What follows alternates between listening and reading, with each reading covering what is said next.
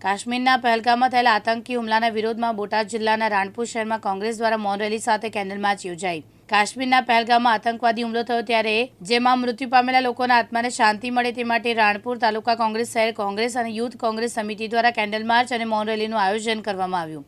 રાણપુર શહેરના મોટા પીરના ચોક ખાતે કેન્ડલ માર્ચ મૌન રેલી નીકળી। બસ સ્ટેશન 4 રસ્તે પહોંચી મૃત્યુ પામેલા લોકોના આત્માને શાંતિ મળે તે માટે 2 મિનિટ મૌન પાડીને શ્રદ્ધાંજલિ આપવામાં આવી હતી।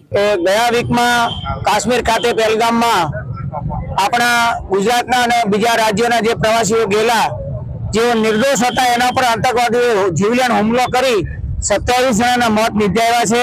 એનાથી અમે અત્યંત દુઃખ અનુભવીએ છીએ અને આ આતંકવાદનો અમે સખત વિરોધ કરીએ છીએ અને આ આતંકવાદીઓના વિરોધના માનમાં આપણે આજે કેન્ડલ માર્ચનું આયોજન કરવામાં આવ્યું છે। રાણપુરના કોંગ્રેસના કાર્યકરો, ભારતીય નાગરિકો, વેપારીઓ, રાજકીય મિત્રો બધા અહીંયા હાજર છે અને મૃતકોને શ્રદ્ધાંજલિ આપી ભગવાનને પ્રાર્થના કરીએ છીએ કે મૃતકોના આત્માને ભગવાન પરમ શાંતિ આપે અને ભારત સરકારને પણ અમારી વિનંતી છે કે આવા આતંકવાદીઓનો સફાયો જવાબદારીથી કરવામાં આવે જેથી આવા બનાવો ફરીથી બને નહીં। બોતાભાઈ શેકલિયા, દિવ્યાંગ ન્યૂઝ, બોટાદ।